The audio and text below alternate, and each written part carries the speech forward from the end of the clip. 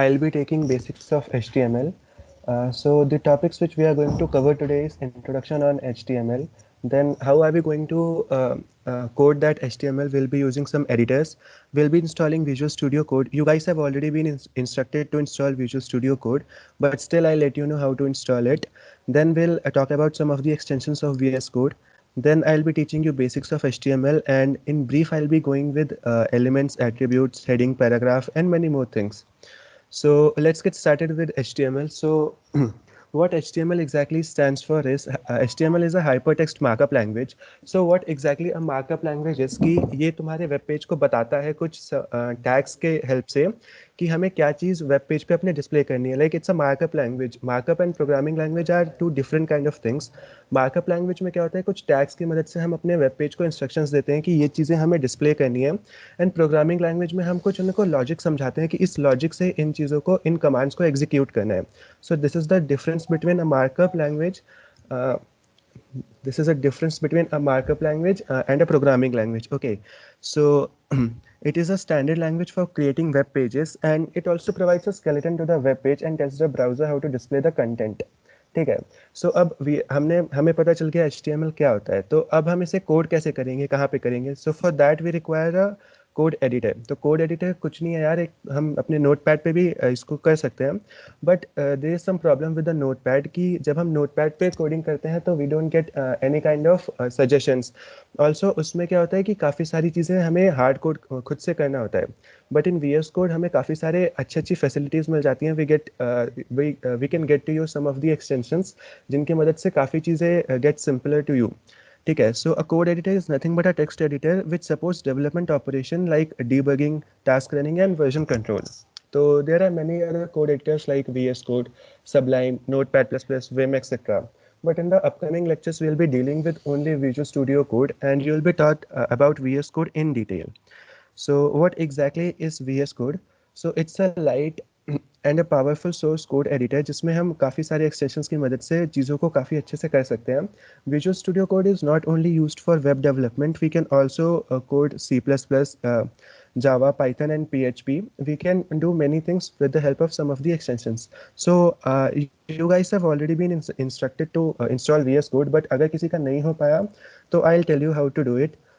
Simply follow me, and on your Chrome just type uh, VS Code download, and you will get to this link.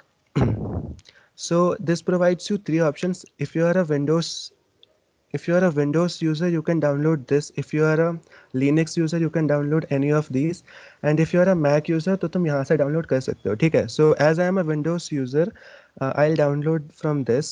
So ये download होना start हो गया है. Meanwhile it's downloading, I'll let you know what this page is. So ये basically क्या है यार कि ये VS कोड का एक डॉक्यूमेंटेशन है, जो कि VS कोड की ऑफिशियल डॉक्यूमेंटेशन है. इसमें क्या होता है कि हमें काफ़ी सारी चीज़ों के बारे में, हमें VS कोड के बारे में काफ़ी कुछ बताया जाता है कि वो कैसे होता है, कैसे काम करता है. Then there are some of the extensions which helps to make the flow easy. Then there are many more things which you can learn from this, and if you are interested you can study and the entire thing. There are many other shortcuts in which by which you can use VS Code more optimizingly. तो uh, तो ये अब हमारा VS Code install हो गया है, तो तुम लोग फॉलो कर रहे हो तो you guys can start installing it with me. Just wait for a while.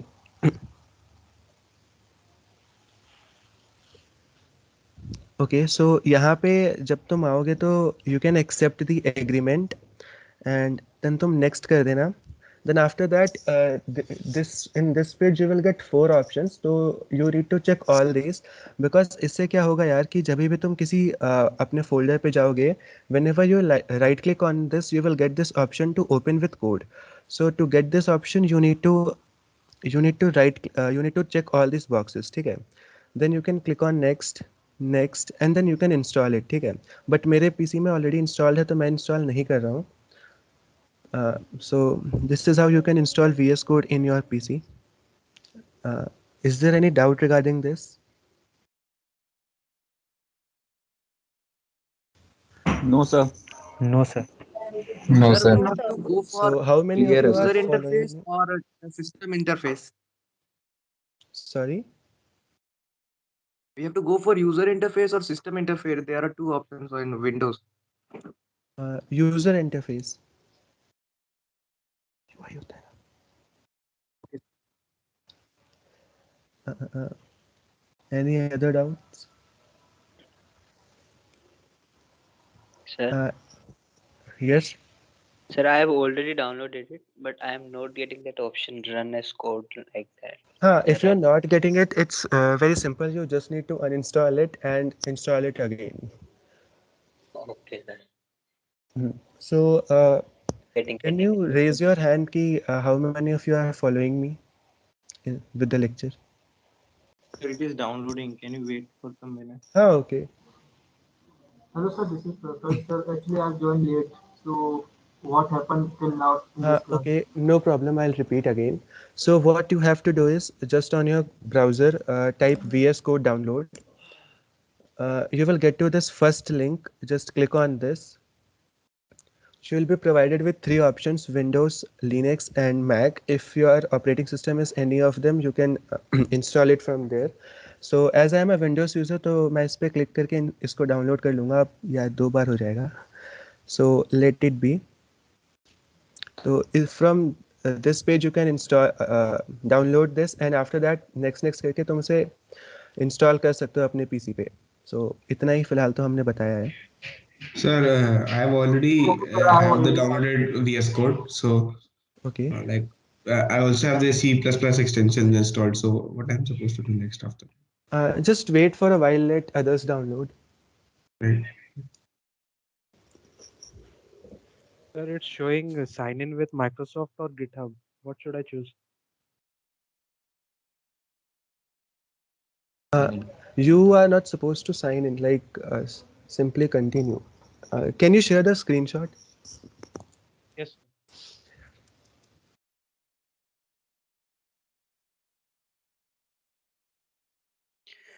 If you are willing to sign in, then you can use the your GitHub account which we have created yesterday. Sir, we have to check Is all it the clear? check boxes. क्या doubt Yes, uh you रहा है? have to. Yes, you are supposed to click all the checkboxes.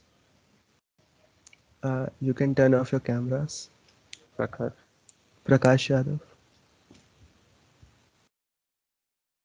Excuse me sir. बोलो। Yes. Sir मैंने VS code पहले ही download कर रखा था but मेरे को मतलब ध्यान नहीं है मैंने इंस्टॉल करते टाइम वो चारों चेक बॉक्स किए थे कि नहीं, क्योंकि हाँ, मैं no अभी सी problem प्लस यार. प्लस के लिए अरे यूज तुम इतना कर रहा हूँ। इम्पोर्टेंट नहीं है वो, तुम लोग इंस्टॉलेशन जितना जल्दी कर सको वो ठीक है। तुम वो चीज़ें अगर नीड होंगी तो बाद में भी चेंज कर सकते हो वीएस कोड में। तो ओके इस पे इतना दिमाग मत लगाओ, अगर क्योंकि यहीं पे इतना टाइम स्पेंड करेंगे तो ये सोचो कल की क्लास की तरह आज भी काफ़ी ज़्यादा, मतलब अगर कुछ हैवी डाउट आ रहा है कि इंस्टॉल हो ही नहीं रहा है तो बताओ। वो एक्सटेंशन मतलब ओके वो चेक बॉक्सेस को तुम छोड़ सकते हो फिलहाल के लिए.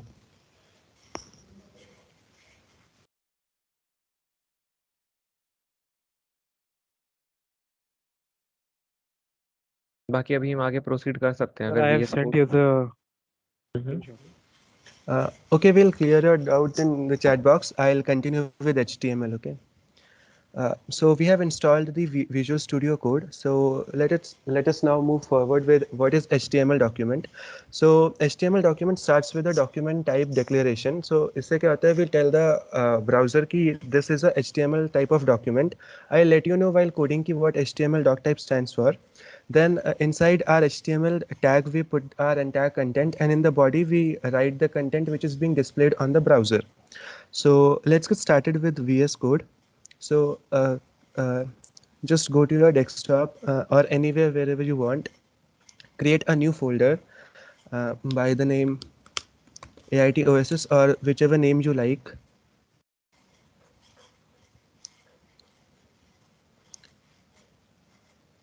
Then open it and right click on it. You will get open with the code option. Click on this.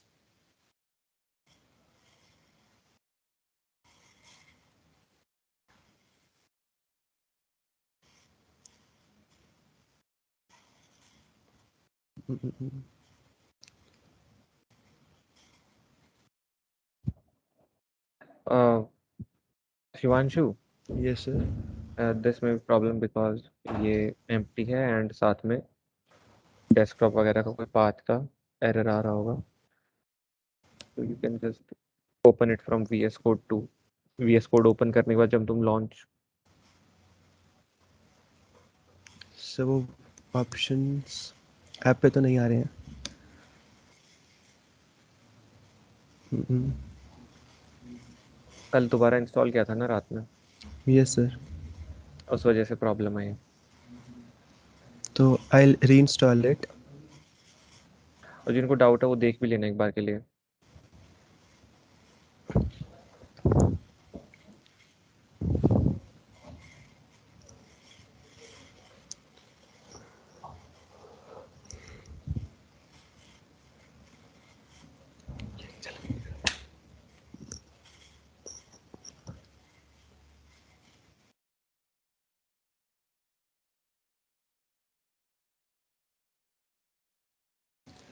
Guys, just wait for a while and अगर कुछ छोटे मोटे doubts है तो you can ask.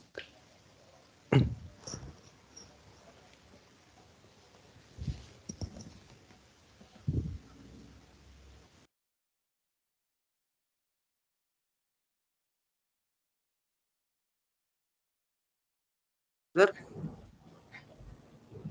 Yes. Sir जो कल कराया था उससे तो आज रिलेटेड नहीं है ना कुछ? नहीं HTML and GitHub are quite different, but you need to use HTML. I'm sorry, you need to have a knowledge of GitHub to cooperate in a team. So अगर तुमने कल का लेक्चर मिस भी कर दिया तो भी कोई दिक्कत नहीं है, तुम स्टिल आज कंटिन्यू कर सकते हो. Okay, so like we can continue with this or we have to do both? You can continue with this. Okay, sir. Sir ये टोटल कितनी क्लास होंगी HTML की? HTML की यार आज होगी एक ही क्लास होगी. सर एक क्लास में सब आ जाएगा?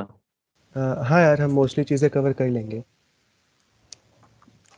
And if we miss something, then there are more classes on CSS. We will try to cover things in it. सब में ये ऑप्शन नहीं आता कि फोल्डर पे राइट क्लिक करके open with VS Code. You can open the VS Code and then you can select Yes, the option वैसे from the VS Code I to open do the folder. Sir, but ये वाला option कैसा है? We will move to it later after Okay, this lecture. Sir Windows 10 में मोर के अंदर आता है ये ऑप्शन, मतलब 11. Bro, you could try to check more options like when you're opening the app by right clicking on it, then there will be like open with this and this apps. There would be an option like open with other apps. There you can find VS Code, then it will come in that side. Sir, I am not getting the chat option. It is available or not?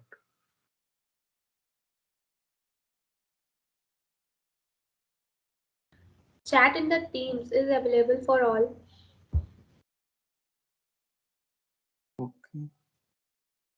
Sir मेरा भी नहीं आ रहा है वो right click Ma'am. करके. Chat is not available for all, ma'am. I am not able to count it. Yes, ma'am. Me too. Also not able. Ma'am मैंने वो VS Code में जाके ऑप्शन ढूंढ लिया है, ओपन फोल्डर करके उसमें आ रहा है. VS Code के अंदर तुम कंट्रोल O या कंट्रोल N दबाओगे तो कंट्रोल O दबाओगे तो तुम फोल्डर ओपन कर सकते हो.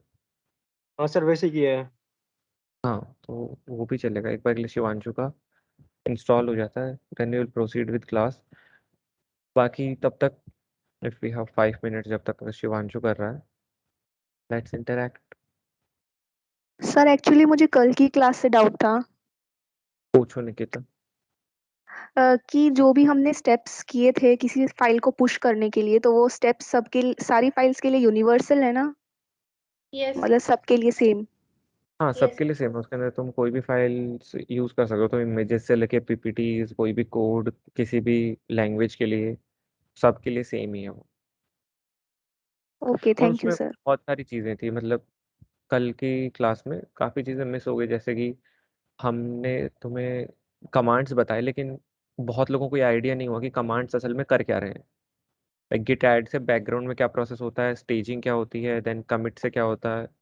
तो वो सब जो चीज़ें थी वो हम नेक्स्ट सेशन में कवर करेंगे, बट डोंट वरी, ऐसा नहीं होगा कि कल जो रह गया तो उस वजह से HTML CSS और बूटस्ट्रैप की क्लास में कोई भी दिक्कत आएगी, उनमें कोई भी दिक्कत नहीं आने वाली है। हाँ सर, एक्चुअली मैंने भी यूट्यूब पे देखा था तो मेरे को भी थोड़ा थोड़ा समझ नहीं आ रहा था कि ये सब तो नहीं हुआ है। बाकी मैं स्क्रीन शेयर करके एक चीज़ दिखा देता हूँ तुम लोगों को, अगर कहीं पे भी देखना है ना कि कुछ भी, क्योंकि जो लास्ट ईयर के सेशंस थे वो भी हमारे वहीं पे हैं। तो लास्ट ईयर के भी गिटहब के 2 सेशन हुए थे, लाइक ये basics of Git and introduction to GitHub, and then introduction to GitHub का मतलब उसके अंदर और भी ज़्यादा डिटेल्स में। तो टोटल 4 आवर्स का गिट एंड गिटहब का सेशन था। तो इस बार भी 2 ही सेशंस होंगे। एक सेशन हम बस जो ये पूरा चलेगा उसके मिड में जाके करेंगे। एंड यहाँ पे भी तुम लोग देख सकते हो कि यहाँ पे introduction to web application architecture, Git, GitHub, HTML, CSS, then CSS के इनसाइट्स, एडवांस्ड, पूरा CSS तक दे रखा है। लेकिन लास्ट ईयर यही था कि CSS एडवांस्ड पे हमें रोकना पड़ता क्योंकि एग्जाम्स वगैरह आ गए थे और इवेंट्स वगैरह आ गए थे। लेकिन इस बार काफ़ी टाइमलाइन अगर सही से चला तो हम बूटस्ट्रैप एंड जावास्क्रिप्ट भी कवर कर लेंगे, तो उसके बारे में कुछ वो नहीं होगा। तो आज हम HTML करेंगे, और HTML चिंता मत करो, 2 आवर्स में अच्छे से फिनिश हो जाता है और डाउट्स भी हो जाते हैं। और CSS के लिए हमारे पास 3 क्लासेस हैं, तो CSS और बूटस्ट्रैप को टोटल मिला के हम 5 क्लास दे रहे हैं, और 4 to 5 क्लासेस होंगी। तो उसमें तुम्हारा CSS और बूटस्ट्रैप अच्छे से कंप्लीट हो जाएगा एकदम डिटेल में। उसके बाद भी अगर कुछ कुछ लोगों को डाउट आता है कि सर यहाँ से इतना इनसाइट्स नहीं मिले हमें, या डाउट्स हैं अभी भी, तो तुम लोग कांटेक्ट कर सकते हो। जैसे कि बताया, बस मैं बता देता हूँ कुछ चीज़ें जो कि मुझे बतानी है। कि तुम लोग यहाँ पे ओएसिस क्लब में जाते हो और कांटेक्ट टीम पे क्लिक करते हो, तो इसके नहीं, क्लब मेंबर्स पे क्लिक करते हो, तो इसमें तुम्हें जिससे भी कांटेक्ट करना है, अनूप कदम सर को कांटेक्ट मत करना। दे आर फैकल्टी इंचार्ज, वो इन क्लासेस वगैरह में इतने इंक्लूड नहीं होते हैं। सो उनका काम क्लब के इवेंट्स वगैरह देखना है, तो उनको कांटेक्ट मत करना। बाकी तुम यहाँ से लिस्ट में किसी को भी कांटेक्ट कर सकते हो। दूसरी चीज़, क्लब एल्यूमिनाइज को भी कांटेक्ट मत करना अनटिल एंड अनलेस बहुत ही ज़्यादा नीडेड हो, कि तुम्हें सही में कोई काम है उनसे, बिकॉज वो इंटर्न में या अपनी प्लेसमेंट्स के अंदर बिजी हैं, या वो पहले से प्लेस्ड हैं, लाइक कहीं पे हैं, तो वो वीकेंड्स पे फ्री होते हैं, तब भी इतने ज़्यादा फ्री नहीं होते, वरना वो बिजी होते हैं। तो कांटेक्ट मत ही करना उनसे। कनेक्ट हो जाओ इंस्टाग्राम पे, लिंक्डइन पे, गिटहब पे, दैट इज़ फाइन, बट उनको DM करना and वो सब जब तक बहुत ज़रूरी ना हो तब तक मत करना। बाकी यहाँ पे अनूप, जैसा मैंने कहा दिया, अनूप कदम सर के अलावा तुम किसी को भी कांटेक्ट कर सकते हो किसी भी डाउट के लिए। एंड बस मेरी तरफ से इतना था। और उसके अलावा तुम लोगों का इस इवेंट के अंदर, और अगर मैं थोड़े से इंसाइट्स दूं अनाउंसमेंट से पहले, कि वो चीज़ें अनाउंसमेंट्स में भी आएंगे आगे, तो छोटे छोटे इवेंट्स भी होंगे यहाँ पे इस पार्क के अंदर। तो उन इवेंट्स में क्या होगा कि तुम लोगों को या तो देयर विल बी कंपटीशन और देयर विल बी क्विज, वो हम अनाउंस करेंगे। उसके अंदर तुम्हें प्राइजेस भी दिए जाएंगे, ऐसा नहीं है कि सिर्फ कंपटीशन होगा। सो उसके अंदर वी आर प्लानिंग की कैश प्राइजेस भी होंगे, गुडीज भी होंगे, जो कि रिवील की जाएंगे कि कितना कैश प्राइज होगा और कितना गुडीज के अंदर क्या क्या होगा। तो उसके लिए वेट करो। और अगर तुम्हें से कोई बता सकता है कि तुम्हें एडमिनिस्ट्रेशन ने क्या बोला है कि तुम्हारा ऑफलाइन सेशन कब से शुरू हो जाएगा? Sir around most January probably and. Jain. January and. January and. Okay, या सो क्योंकि बहुत हाई चांसेस है कि जो भी तुम्हारे गुडीज या कैश प्राइजेस होंगे वो तुम्हें ऑफलाइन आके ही दिए जाएंगे। बट अगर बहुत ज़्यादा लेट होता है इवेंट से, कि इवेंट के 2 महीने बाद तुम्हारे हो, तो हम ट्राई करेंगे कि तुम्हारा जितना भी कैश प्राइज और गुडीज वगैरह वो तुमको वैसे तुम्हारे पास ही मिल जाए जल्दी से जल्दी। नहीं प्रखर, व्हाट्सएप ग्रुप पर ओएसएस इज नॉट नीडेड ना, क्योंकि इतना ज़्यादा डाउट्स होंगे नहीं, क्योंकि वरना वो पूरा क्लटर्ड हो जाएगा। तुम्हारा कोडिंग सेल का ग्रुप बनेगा, फिर तुम जिस जिस क्लब में जाओगे, लाइक फाइन आर्ट्स में जाओगे, कल्चरल में जाओगे, उनका क्लब बनेगा, मतलब उनका ग्रुप बनेगा। और ऐसा नहीं है कि तुम्हारा हर जिस भी क्लब में जाओगे उनका एक ग्रुप बनेगा। तुम जिस भी क्लब में जाओगे उनका तुम्हारा टीज एंड एसीज और एफईज का बनेगा, फिर एक एसीज और एफईज का बनेगा, फिर तुम एक अकेले एफईज का खुद का बनाओगे। तो तुम जितने ज़्यादा क्लब में जाओगे तुम्हारा व्हाट्सएप उतना क्लटर होगा, तो हम नहीं चाहते कि ओएसएस भी उनके अंदर ही आ जाए। तुम लोग आराम से कभी भी डाउट हो तो कांटेक्ट कर सकते हो। और ओएसएस का काम ऐसा है ना कि ओएसएस के अंदर तुम्हें कोई भी डाउट होता है डेवलपमेंट से रिलेटेड, सो सबसे पहले रीच आउट टू गूगल, कि तुम गूगल पे जाओ, वहाँ पे सर्च करो। सो वो सबसे बेस्ट है। तुम स्टैक ओवरफ्लो सर्च कर सकते हो, स्टैक एक्सचेंज, या फिर गूगल पे सीधा। डिस्कॉर्ड भी नहीं, Discord will be in the case of events, जो कि इवेंट्स हो गए जहाँ पे तुम्हें टीम फॉर्मेशन करनी है एंड ऑल दोज थिंग्स, तो उसके लिए डिस्कॉर्ड आएगा कि तुम्हें अपनी टीम के साथ एक जगह बैठना है, कि तुम्हें टीम्स एंड मेंटर्स के एक जगह कांटेक्ट रखना है। जैसे कि अभी last to last month develop हुआ था फॉर एसीज एंड टीज, तो उनके लिए एक डिस्कॉर्ड सर्वर था जिसके अंदर सारे मेंटर्स थे, सब कुछ था। सर Okay, अब sir. सर कैमरा और इम्पोर्टेंट चैट एनेबल कर दीजिए। चैट इनेबल है सबके लिए? नहीं सर, मेरे लिए एनेबल नहीं है। अरे तुम एज अ गेस्ट आए हो क्या इसमें? नहीं सर। आई थिंक अगर जो एज अ गेस्ट जो होता है टैग, अगर उससे आए हो तो ही चैट इनेबल नहीं होगा आई थिंक, वरना सबके लिए ठीक है इनेबल्ड सर, है। मैं कनेक्ट करके देखता हूँ।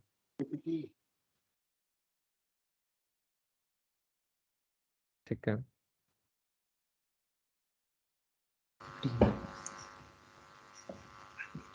अरविंद भाई, अरविंद ब्रो, देखो पैकेज का जो स्कोप है ना वो हर जगह है। तुम वेब डी में जाओ, तुम कोडिंग में जाओ, तुम AIML कहीं भी जाओ, क्योंकि करियर ऑप्शंस बहुत सारे हैं। क्योंकि in market around this time हर एक लैंग्वेज की डिमांड है। अगर तुम आज PHP सीखना शुरू करते हो तो उसकी भी मार्केट में बहुत डिमांड है। और अगर आज तुम जो कोई नई लैंग्वेज जैसे जूलिया है, और पाइथन तो इतनी नई नहीं रही है, पाइथन थोड़ी नहीं है, क्योंकि पाइथन अब तो बहुत ज़्यादा CBSE ने भी अपने बोर्ड में पढ़ाना शुरू कर दिया। सो you have so many choices. तुम वेब डी में जाओ, या तुम AIML में जाओ, तुम डेटा एनालिटिक्स में जाओ, तुम क्वांटम फिजिक्स में जाओ, क्वांटम साइंस में जाओ, क्वांटम कंप्यूटिंग में जाओ। ये जो चीज़ है ना, ये तुम अभी से मत सोचो कि किस में हाई पैकेज है। अभी फीस के अंदर सिर्फ एक्सप्लोर करो, हर एक चीज़ एक्सप्लोर कर लो, ताकि फर्स्ट ईयर में तुम सारी चीज़ें ट्राई करते हो, सेकंड ईयर में उनको बॉयल डाउन करते हो कि हाँ अब मेरे पास ये 2 या 3 चीज़ें हैं जिनको मैं पूरे सेकंड ईयर सीखता हुआ चलूँ। देन उनमें से जिसमें तुम्हारी एक्सपर्टीज अच्छी हो जाती है, जिसमें तुम्हारा वो इंटरेस्ट बनता है, तुम उसके अंदर थर्ड ईयर के अंदर इंटर्नशिप शुरू करते हो वगैरह। एंड देन फोर्थ ईयर में तुम्हारा उसके अंदर पूरा का पूरा एकदम से प्लेसमेंट वगैरह करियर बन जाता। सर मैं जब से VS excuse me code, sir. हाँ सर जैसे पाइथन में यूट्यूब से सीख रहा हूँ तो उसका सर्टिफिकेशन नहीं मिलेगा, तो उससे कुछ फर्क पड़ेगा? देखो सर्टिफिकेट्स आर इम्पॉर्टेंट, बट अगर सर्टिफिकेट्स नहीं मिलते हैं तो डोंट वरी कि तुम रह जाओगे पीछे जिनके पास सर्टिफिकेट्स हैं। क्योंकि सर्टिफिकेट्स जिनके पास होते हैं they don't have to prove their worth by showing projects. उन पे लोग थोड़ा सा अच्छे से भरोसा भरोसा कर लेते हैं। बट अगर तुम्हारे पास सर्टिफिकेट्स नहीं है बट तुमने जो सीखा है, just make 2 to 3 projects in that field. If you are learning Python, तो just go to HackerRank and practice Python. उसके अंदर तुम्हारे स्टार्स आएंगे। या फिर तुम कोडिंग करते हो तो तुम अलग जगह पे कोडिंग करो, पाइथन में प्रोजेक्ट्स बनाओ जो कि तुम शो कर सको कि किसी को भी, जहाँ पे तुम अपनी वर्थ प्रूव करना चाहते हो। तो सर्टिफिकेट से इतना प्रॉब्लम नहीं आता है। एक सर्टिफिकेट का एक फ़ायदा ये है कि you can show it to administration कि दिस इज़ माय सर्टिफिकेट, और मैं इस टाइम बिजी था और अब मेरे को रीइंबर्समेंट चाहिए। Hello, am I Yes, sir. audible? हाँ हाँ आनंद। Sorry, sir, and sorry, guys. Shivanshu has got disconnected for a moment. Now he had rejoined the class, and he will continue from this. Okay, guys, sorry for the delay. Let me continue this. Let me know if my screen is visible. ये sir Yes, sir. Visible है। Okay so ये हमारा VS code setup होने के बाद ये कुछ ऐसा ऐसा दिखाई देता है। यहाँ पे you get so many options like you can create a new folder, you can create a new file, you can create a new folder, you can refresh your VS code. Then after that on the left hand side you get a search option. यहाँ पे you can have a global search on whatever things you have done in your code. Then this is for GitHub, that from this you can push and pull your request. Then this is for debugging. You will be teaching about this in future classes. Then comes the extensions. So I'll let you know about few of the extension of VS Code. So the very first one is the live server. So just type in live server, and the very first extension is the live server. Here I have already installed it, so I can again uninstall it and then install it. You just need to install it and it's good to go. So what is the use of this live server?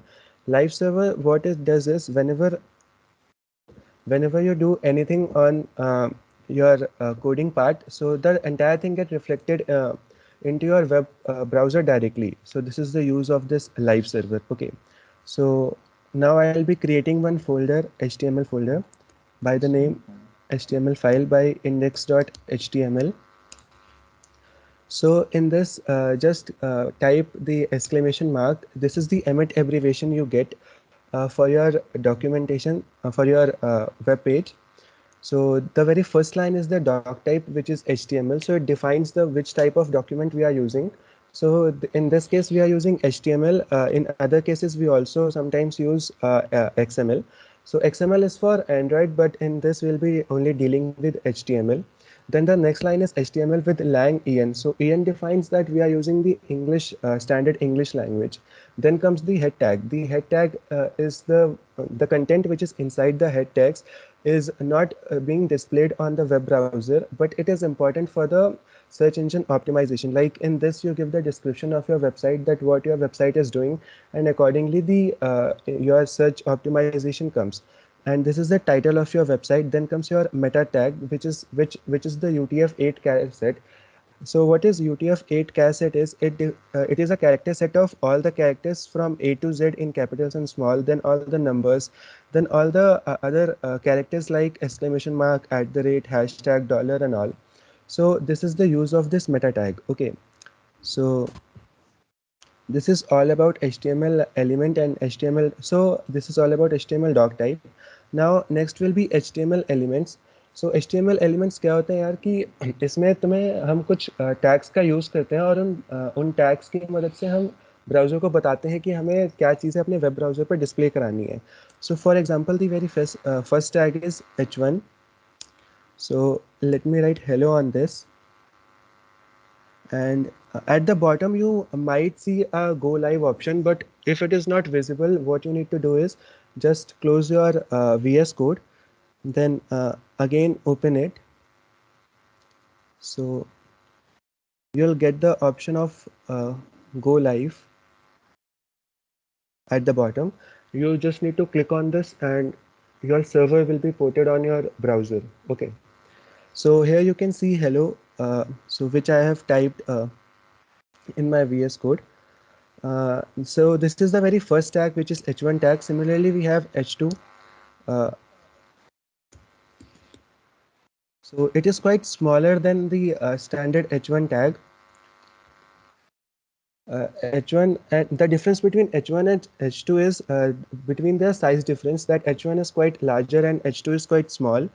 Then similarly, we have like from h1 till h6, we have many different tags. You can explore all of them and get to know about it. Then comes the p tag. So in this we define all the paragraph. So simply what you need to do is write lorem and define any number, like let's say 52.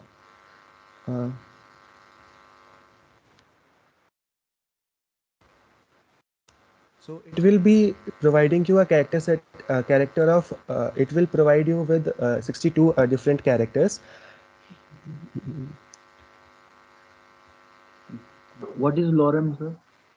Lorem is nothing but it will give you different words so that you can check how the content will be displayed on the website. Okay, so ये like ऐसे कुछ code से related नहीं है, बस इससे तुम्हें कुछ standard content मिल जाता है तुम्हारे web page पे.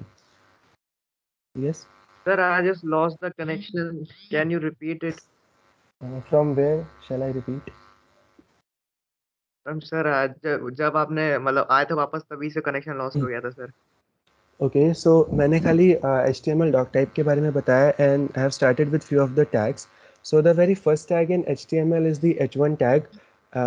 Similarly, we have h1 to h6, 6 different tags, which provides you 6 different height of the text. So this is the h1 tag. This is the h2 tag. Similarly, you can explore different heading tags. Okay. Then after that, this is the paragraph tag. In the paragraph tag, I have written the things which is being displayed as a paragraph to the browser. After that, in the paragraph tag, you can use different other simpler tags, like if you want to use superscript or subscript.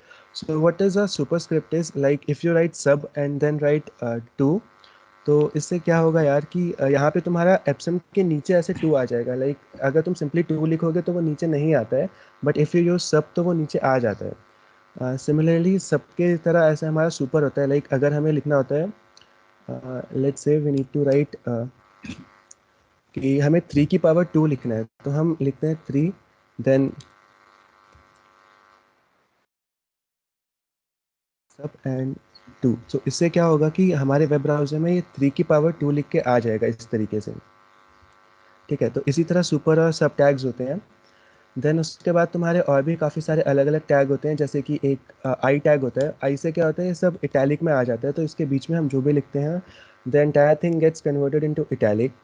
Then comes our B tag which stands for bold, and इसके अंदर का सारा जो भी हमारा content होता है वो बोल्ड हो जाता है। इसी तरह हमारे पास एक अंडरलाइन टैग भी होता है, यू टैग। इससे क्या होता है, जो भी हमारा कंटेंट होता है वो सारा अंडरलाइन हो जाता है, like this. So this is all about P and उसके अंदर के कुछ टैग्स।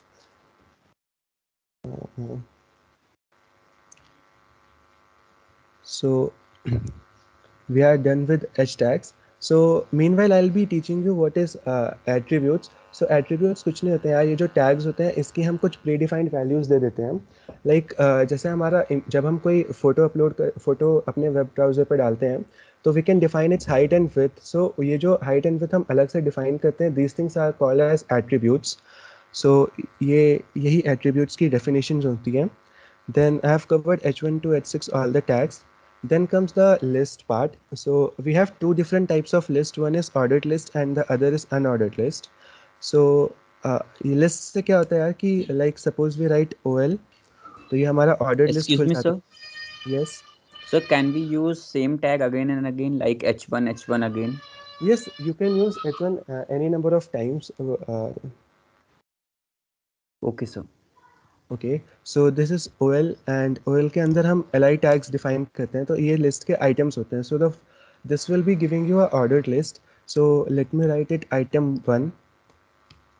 तो इससे क्या होगा कि यहाँ पे हमारा पहले तो एक सिर्फ अभी इस टाइम पे एक ही आइटम डिस्प्ले होगा, क्योंकि मैंने फ़िलहाल एक ही बताया। तो हम सिमिलरली ऐसे 2-3 आइटम्स लिख लेते हैं। तो साथ में मैं तुम्हें एक चीज़ और बताना चाहूँगा कि इसमें क्या होता है कि हमें अगर कोई चीज़ कॉपी या पेस्ट करनी होती है तो हम इसको सीधा ऐसे कॉपी एंड देन हम पेस्ट नहीं करते हैं। VS कोड के कुछ स्पेशल फीचर्स होते हैं, like you can use Alt and Shift and then तुम उसको बॉटम की दबाओगे तो वो चीज़ अपने आप नेक्स्ट लाइन में कॉपी हो जाती है। So इस तरह से you can see 5 items and these are being listed orderly. Like 1, 2, 3, 4, 5 number is being already provided by the ordered list. Okay. Then comes, after the ordered list comes the unordered list. So unordered lists में भी हम same चीज़ ही करते हैं, हम इनको copy paste कर देते हैं। तो unordered list में क्या होता है कि ये जो सारे numbers होते हैं they get vanished and we get only the dots. So this is the difference between ordered and unordered list. Then हम list में भी हम इनको nest कर सकते हैं, like if in item 4 I want to again nest this, so I can use ordered list and after that I can again put some of the items into it, like sub item 1,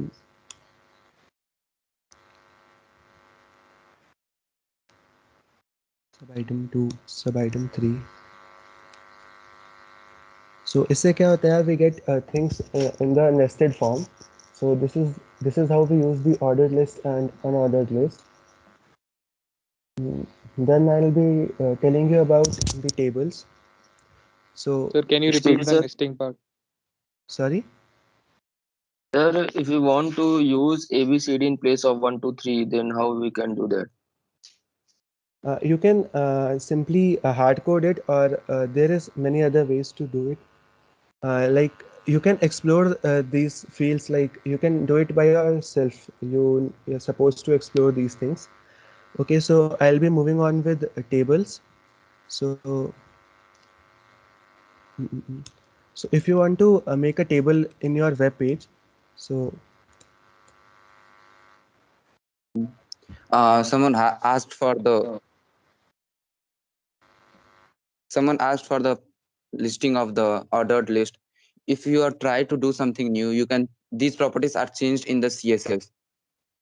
You can use 1 2 3 ABCD or in the Roman numbers 1 2 3. These all things are done by the CSS. These all types of the CSS list type style type. TSS. The cascading What is style TSS? sheets, by which the cascading style sheets, but you are using this to style your web page. HTML is just for writing the web page, but the whole styling is done by the CSS. Or you can also use JavaScript. We will Don't be worry, teaching guys. We'll be CSS in, covering that in the next classes. So we just need to know how to make a skeleton of a website. That's why we are using HTML. Only that part we'll be covering today. The next class will be on CSS, where we'll teach you how to style the web page and try out different things. So just be patient. okay, so I hope your doubt is clear. So let us move ahead with tables. So to define a table, you just need to put a table tag, and after that you need to put some rows on it. So in the rows tag, you get like you can see in the PPT. In the table, you get a TR, which stands for the rows. Then TH stands for the table heading, the heading of the content which you are writing. Like if you want to write a name, class, and age of someone, so the heading in the TH tag comes all the heading of the table. So let me code this. So let's say the first thing is name. Similarly, we get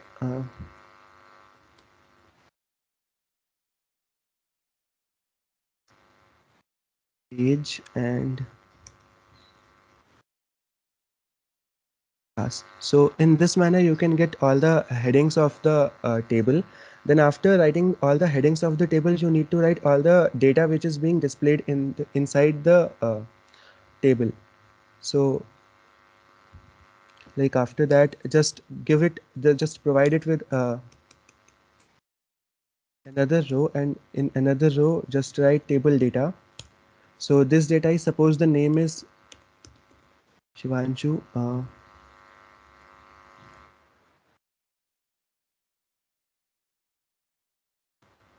Age is, let's say, 18, and class is suppose 12. Then I'll copy paste this data again, and let me keep the data as it is.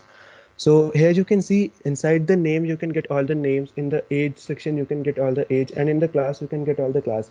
This might not look quite beautiful, but you can do it by using the style sheet, which we will be teaching you in the upcoming lectures. So this is how we define a table, and we can style it using the style sheet. So after the table we get to forms. So forms is nothing but यार, जब हम कोई भी website पे कोई form fill कर रहे होते हैं, तो उसमें जितनी भी डिटेल्स हम मांगते हैं वो सारी हम फॉर्म का यूज़ करके फिल करते हैं. तो फॉर्म्स में हमारे पास दो तरह के एट्रीब्यूट होते हैं. The first one is the action attribute. इसमें हम प्रोवाइड करते हैं कि जब भी हम कुछ डेटा इनपुट देंगे तो वो डेटा बैकएंड में हमारे कहाँ पे जाकर के स्टोर होना चाहिए. That is the use of the action. Also we get another attribute which is the method. So method में काफ़ी सारे मेथड होते हैं डेटा ट्रांसफ़र के, like get and post. So इससे क्या होता है, इन ये चीज़ें थोड़ी बैकएंड में एडवांस में आ जाती हैं, तो ये चीज़ें तुम्हें अपकमिंग लेक्चर्स में बता दी जाएंगी. So after the in the form काफ़ी सारी फॉर्म में चीज़ें होती हैं, लाइक सबसे पहला हम एक इनपुट टैग के बारे में जान लेते हैं कुछ. So let me start with some text type. So let's say हम नेम से शुरू करते हैं. Then we get input, and let's say the type is text. ठीक है. So in the web browser you can see this is being displayed like this. Okay. After that इसमें भी कुछ अलग अलग तरह के एट्रीब्यूट्स होते हैं, like if you write placeholder, so let's say the placeholder is name. सो इसमें क्या हो गया है कि यहाँ पे तुम्हें नेम लिख के आ जाएगा, and whenever you start typing something that name disappears. Okay, so it will tell you कि यहाँ पे आपको कौन सी अपनी डिटेल फिल करनी है। So this is the use of this place holder attribute. Similarly place holder name की तरह हमारे पास और भी काफ़ी अलग अलग तरह के एट्रीब्यूट्स होते हैं, लाइक लेट्स से हमें अब कुछ पासवर्ड लिखना है, ठीक है। So we write password and then तो यहाँ पे हम टेक्स्ट को काट के पासवर्ड कर देते हैं। सो इससे क्या हो गया कि whenever you write your password, so ये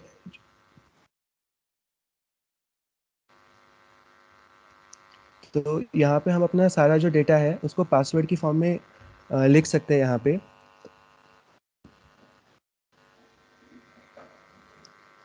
तो यहाँ पे ये सारा डेटा जो भी तुम इनपुट दोगे वो इनपुट कभी विजिबल नहीं होगा किसी यूज़र को। So this is the use of this password tag. Then after the password tags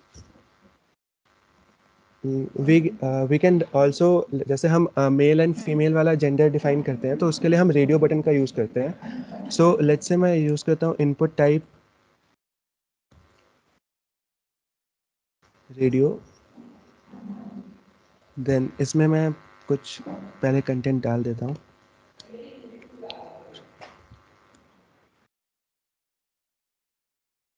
and हम इसको इसके अंदर ही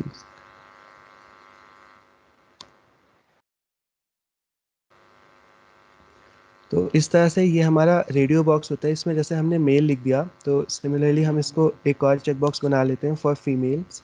सो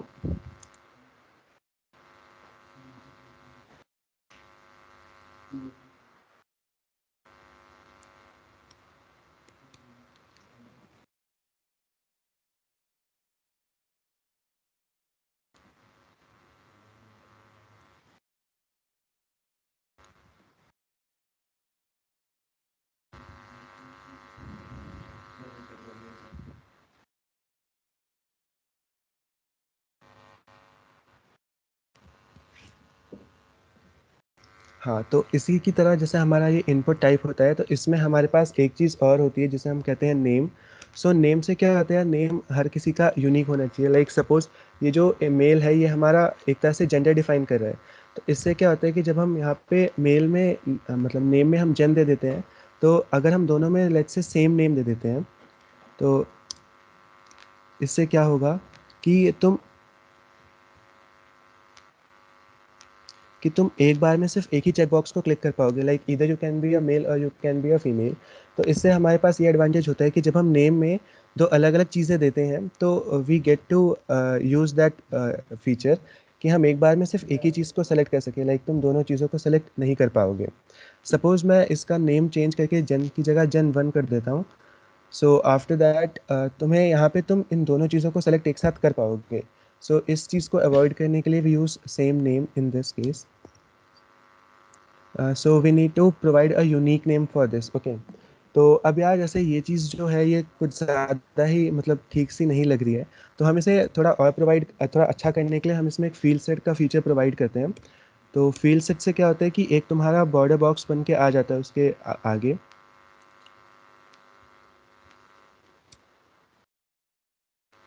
तो यहाँ पे तुम्हें दिख रहा होगा कि एक बॉक्स बन के आ चुका है।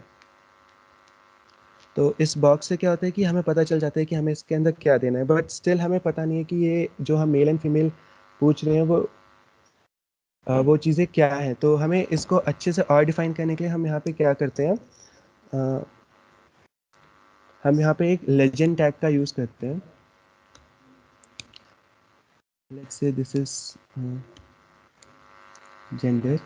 सो इससे क्या हो गया है कि यहाँ पे राइट में जेंडर लिख के इस तरह से आ जाएगा, तो इससे हमें पता चल पाएगा कि हम यहाँ पे कौन सा डेटा लोगों से इनपुट करवा रहे हैं। सो ये तो था यार सब इनपुट टाइप रेडियो बटन के बारे में। देन इसके बाद हमारा आता है इनपुट टाइप कलर। तो इससे क्या होता है कि हमारे पास एक कलर पिकर का ऑप्शन आ जाता है। सो इसको हम क्लिक करके कोई भी कलर अपने अकॉर्डिंगली चूज़ कर सकते हैं, विच एवर यू लाइक। सो अगर आपको अपने वेब पेज पे ये चीज़ें प्रोवाइड करनी होती है तो हम we use input input type color,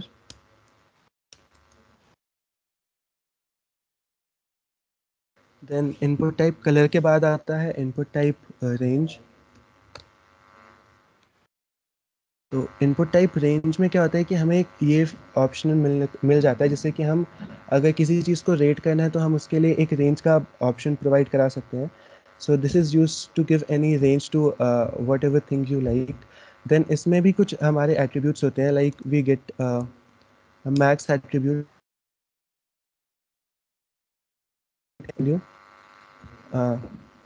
then what is the its actual value. So let's say the maximum value is 20 and its value is 2. तो ये जो रेंज वाला फील्ड होगा यार, ये काफ़ी कम पे सेट ऑलरेडी हो रखा होगा। So this value is being provided by the backend. जब भी हम किसी चीज़ को रेट करने के लिए करते हैं तो this value tag is being provided by the backend. Then input type range के बाद we get to use input type date. So इससे we can select any of the date. Suppose हमने 10 चूज़ कर लिया and then again we want कि हमें today आज की डेट चाहिए, तो हम यहाँ पे टुडे करके इसकी डेट को हम चेंज कर सकते हैं। देन हमारा डेट के बाद आता है डेट टाइम एंड लोकल, जिसमें हम दोनों चीज़ें डेट के साथ साथ हम टाइम भी दे सकते हैं। तो लाइक डेट टाइम,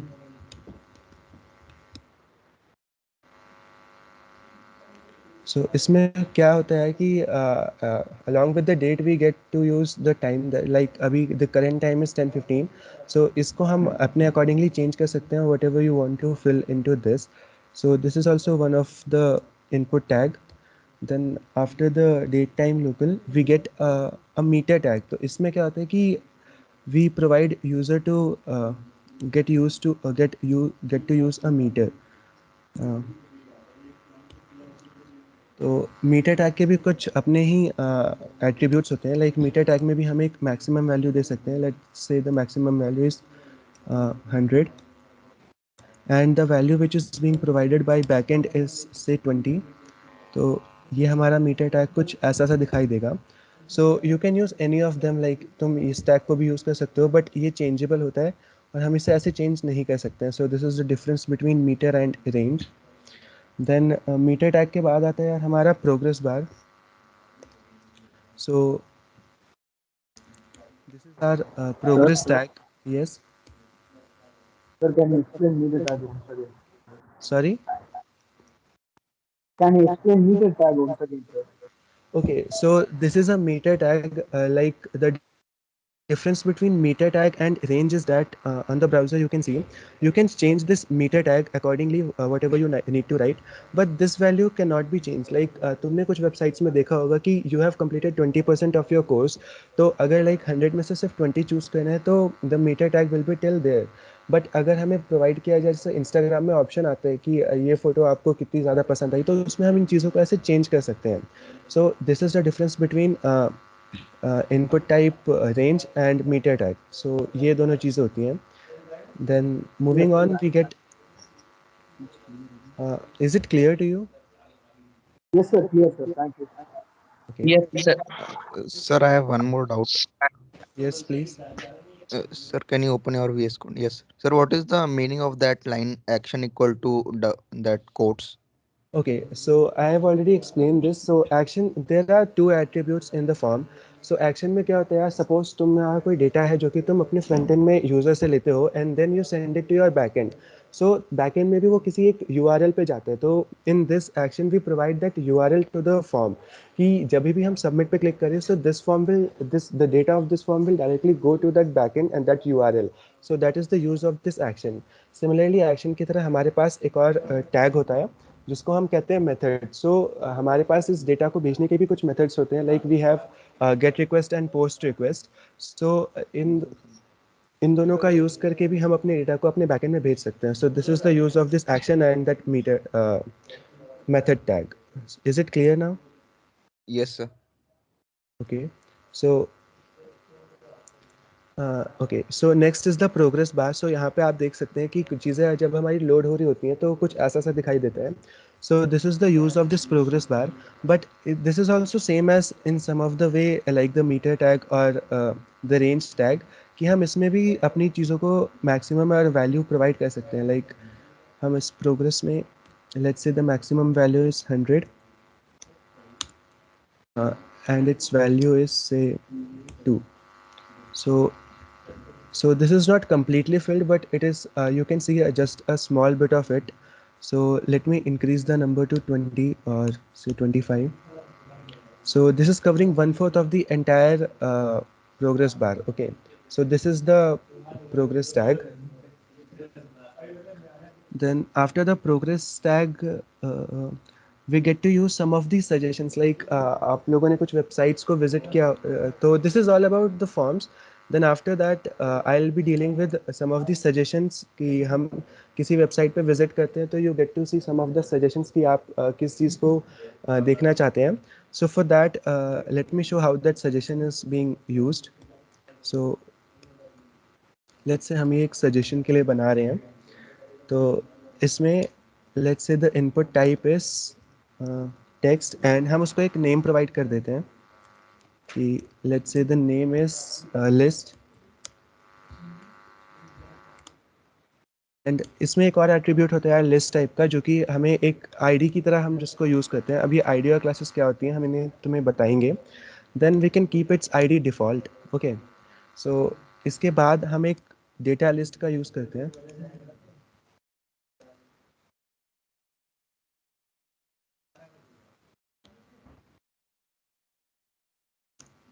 सो डेटा लिस्ट के भी कुछ एट्रीब्यूट्स होते हैं, लाइक इसकी जो आईडी होती है, this should be same as this list name. So suppose the list name is suggest, तो हमें यहाँ पे जो आईडी है उसको भी सजेस्ट ही रखना पड़ेगा, तो ही ये चीज़ें काम करती हैं.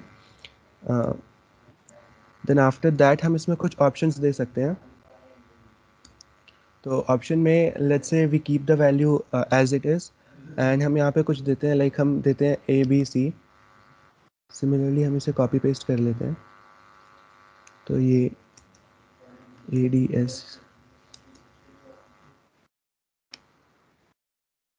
तो what is the use of this is कि यहाँ पे हम जब भी कुछ टाइप करने जाएंगे,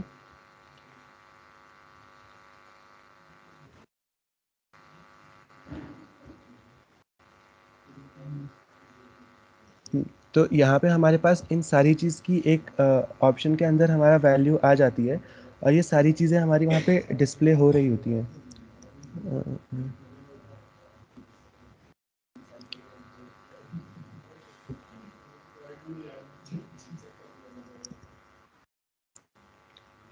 ओके, सो इस तरीके से हम यहाँ पे जो भी चीज़ें होती हैं वो यहाँ पे डाल सकते हैं.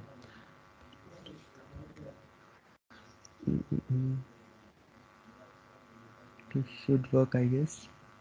सर हाँ सर आप जब पीडीएफ को सेंड करो तो सर जो भी आपने ये टेक्स्ट लिखा है सर इसे भी कॉपी करके उसी में पेस्ट करके सेंड करना प्लीज. ओके.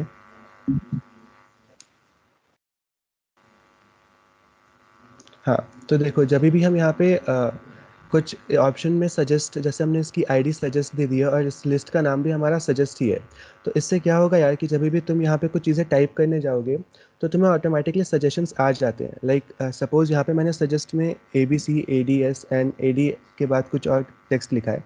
सो सपोज मैं सिर्फ A लिखता हूँ तो हमारे पास ये सारे ऑप्शंस आ जाते हैं, and then if I write AD तो हमारा एक ऑप्शन कम हो जाता है. So this is the use of this data list. Also इसमें हम कुछ वैल्यूज़ भी बाय डिफ़ॉल्ट प्रोवाइड कर सकते हैं, लाइक लेट्स से इसकी वैल्यू हम लेते हैं XYZ. सो इससे क्या होता है यार कि हमारे पास इसके नीचे एक तरह से सब टैग आ जाता है. So this is the use of this data list input type. Sorry. Yes. Sir, like in Google, if we search something, we get many suggestions. Sir. So they have uploaded everything according to the language. Sir. Like you are including XYZ separately, they will include all the things, sir, in the coding itself. Sorry, your voice is not audible. Can you repeat, please? Yes, sir. Sir, like Sorry, you are I got the suggesting, point. I got the point. Actually, they are getting the data from the backend. We can't have everything in our front end. These suggestions come from the backend. When we type our Gmail address or something else, then they store the data. They store the data in the form of the cache memory and use it for the suggestions. Okay, sir. Okay. Is it clear now? Yes, sir. So moving sir ahead, yes. Sir अपने code को हम लोग को website पे display करने वाला part फिर से बताएंगे एक बार Like using the uh, live server.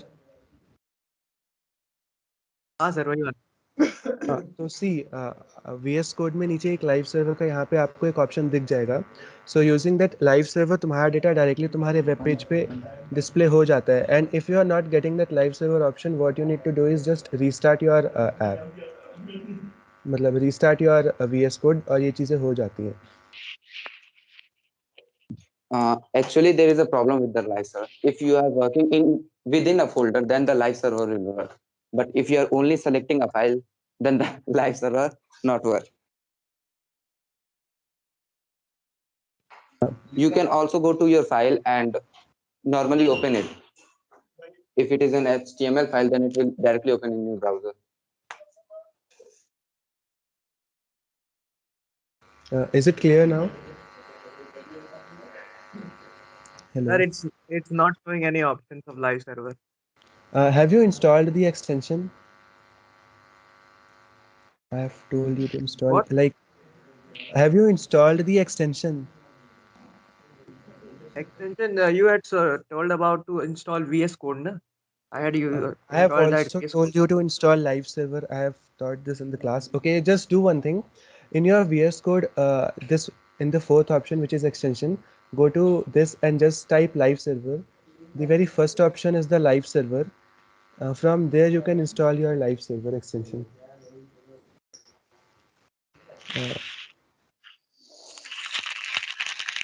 Is it okay? Can I move ahead?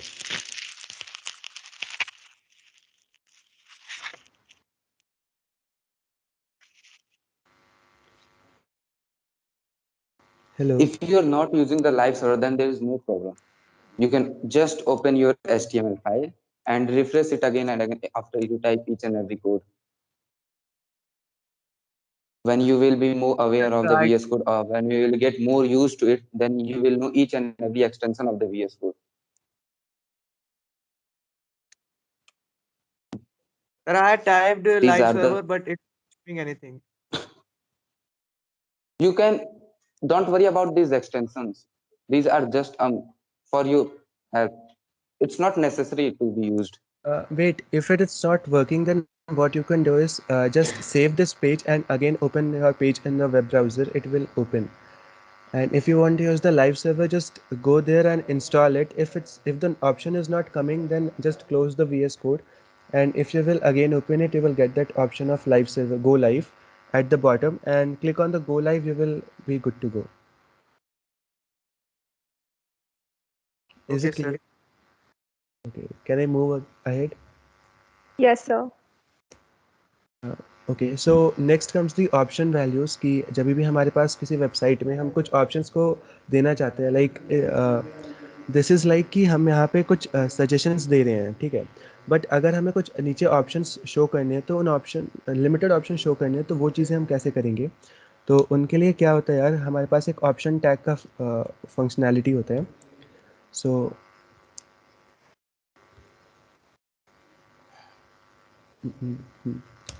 so this is select, then we type in the name.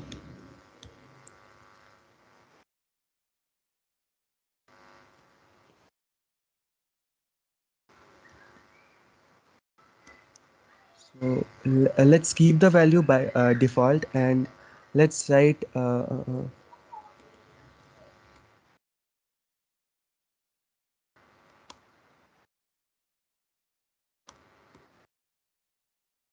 So suppose इसमें तुम्हें डेटा में इनपुट लेना है कि क्लास को तुम्हें सेलेक्ट कराना है. So in this the attribute value should be kept nothing null, because क्या होगा यार कि अगर तुम इस पर क्लिक कर दोगे एंड देन तुम्हारी कुछ वैल्यू होगी, तो वो बैकएंड में जो डेटा जाएगा वो वैल्यू को लेके चला जाएगा. सो ऐसा नहीं होना चाहिए कि सेलेक्ट योर क्लास किसी की क्लास नहीं हो सकती है ना. ये तो हम खाली लोगों को ऑप्शंस दे रहे हैं कि by this you can select your class. तो अगर हमें कुछ वैल्यू प्रोवाइड करनी है, तो हम क्या करते हैं, ऑप्शन में values, let's say the class is first, and यहाँ पे हम लिख देते हैं 1. Similarly let's say this is 2, 3, साथ में एक और फंक्शनैलिटी होती है यार VS कोड की, जिससे हम मल्टी कर्सर यूज़ कर सकते हैं। सो मल्टी कर्सर यूज़ करने के लिए हम क्या करते हैं, we just press Alt, and Alt के साथ जैसे यहाँ पे 1 पे ऑलरेडी क्लिक्ड है, तो मैं इस 1 के सामने भी अगर दोबारा क्लिक करूँगा तो यहाँ पे मेरे 2 कर्सर्स आ जाएंगे, and we can work with both of the cursors. Like मैं यहाँ पे साथ में दोनों चीज़ें एक साथ एडिट कर पाऊँगा। सो this is the use of this multi cursor functionality. So let's go back to the page.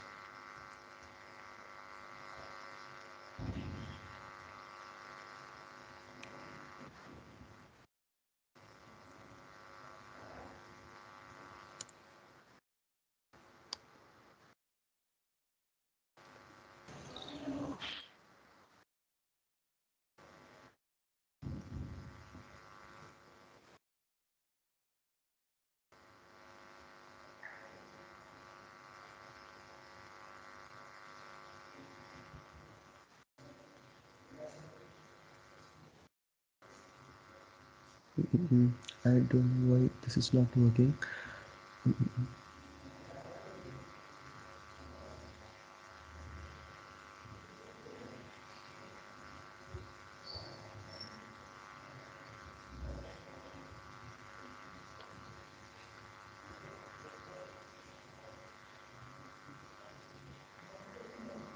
Okay, I'll be coming back to this in a while. I don't know why this is not working. So I'll comment out this part. So comment out करने से क्या होता है यार कि जो भी तुम्हारा कोड होता है, if it is not usable, तो हम इसे कमेंट करके रख सकते हैं, एंड जब भी फ्यूचर में हमें इसकी ज़रूरत पड़ेगी हम इसे दोबारा से यूज़ कर सकते हैं। So moving ahead. कमेंट का मतलब कि वो कोड है वो तुम्हारे फाइल में रहेगा, लेकिन वो कहीं भी तुम्हारे फाइल को इफेक्ट नहीं करेगा। Shivanshu, yes sir. ये कमेंट वाले कोड में क्या प्रॉब्लम आ रही है? सर ये चीज़ें गलत तरीके से डिस्प्ले हो रही है। देखो, सो वापस जाओ वहाँ पे, और वो जो सेक्शन है ना उसको सेलेक्ट कर।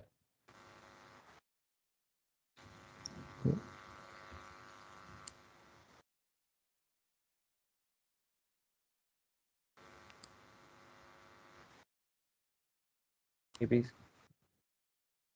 इसी वजह से प्रॉब्लम हो रही है। Sorry, so this was the main issue, I am really sorry. So हाँ यार, इससे क्या होता है कि हमें सारे ऑप्शंस मिल जाते हैं कि हमें 1 2 3 में से जो भी सेलेक्ट करना है, एंड वो वैल्यू फिर हमारे बैकएंड में चली जाती है। सो वो वैल्यू इसलिए जाती है यार कि जैसे लाइक हमने सेलेक्ट योर क्लास पे हम क्लिक करेंगे तो वो कोई वैल्यू बैकएंड में नहीं जाएगी, क्योंकि its value is being null. But अगर हम 1 पे चूज क्लिक करेंगे तो हमारी जो 1 है वो हमारे बैकएंड में चली जाएगी। So this is how we use the option tag. After that comes the a tag. इससे क्या होता है, इसमें हम एक href प्रोवाइड करते हैं। This is the link to any of the website जो भी आपको विजिट करनी होती है। सो लेट्स से हम यहाँ पे कोई किसी भी वेबसाइट का URL दे देते हैं। लेट्स से AITOSS की वेबसाइट का हम URL दे देते हैं, एंड यहाँ पे हम कुछ लिख देते हैं।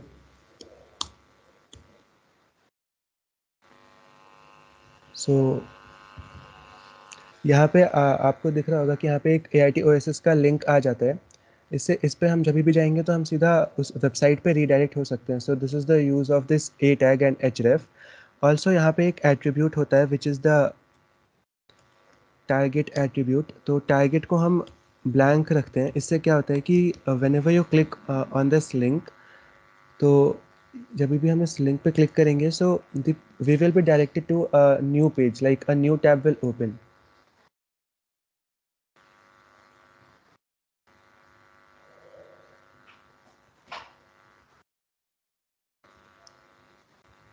So this is the use of this target blank कि हमारा एक नया पेज ओपन हो जाता है। Then after the a tag, let's deep dive into image tags.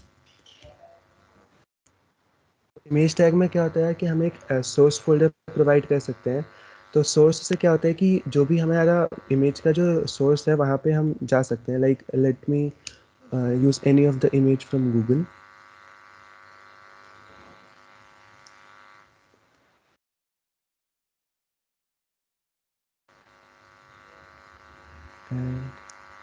हम इसका यहाँ पे एक इमेज एड्रेस कॉपी कर लेते हैं एंड देन हम यहाँ पे एसआरसी में जब वो इमेज एड्रेस पेस्ट करेंगे तो ये सेम इमेज हमारी इस पर डिस्प्ले हो जाएगी इस तरीके से। सो इमेज को इधर या तो हम इंटरनेट के थ्रू डायरेक्टली ऐसे कर सकते हैं या फिर हम इसे मैनुअली भी कर सकते हैं। लाइक अगर इमेज हमारे लोकल पीसी में है तो भी हम उसे डाल सकते हैं। तो इसमें सोर्स में हम उस लैपटॉप में उस फोल्डर में उसका पाथ प्रोवाइड करते हैं where the image is being stored. So let's say हम यहाँ पे इमेजेस पे जाते हैं और मैं इस सेम इमेज को डाउनलोड कर लेता हूँ।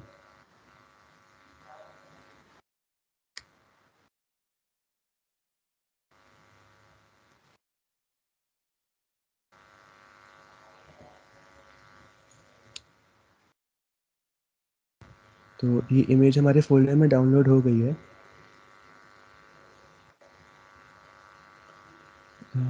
इसे कॉपी करके हम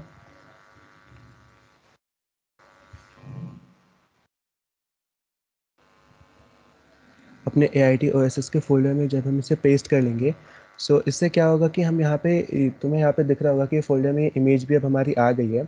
तो हम इस इमेज को यहाँ पे SRC में यूज़ कर सकते हैं।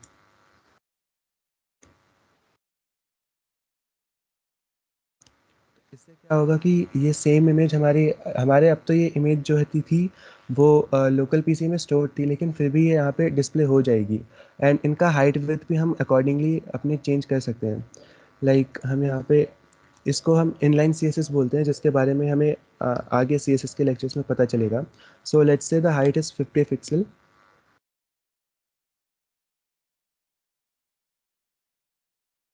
सो इसकी हाइट कंपैरेटिवली कम हो गई और विथ अकॉर्डिंगली उसकी चेंज हो गई है। सो मैंने 50 पिक्सल ही क्यों लिया, तो लाइक ये एक रैंडम नंबर है, आप कोई भी नंबर यूज़ कर सकते हो। लाइक मैं यहाँ पे 150 अगर डालता हूँ तो ये 150 पिक्सल्स की हो जाएगी image.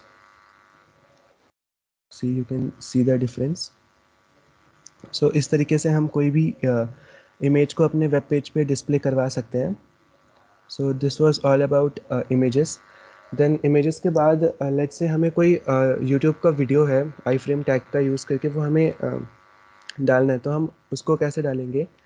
Let's go to YouTube.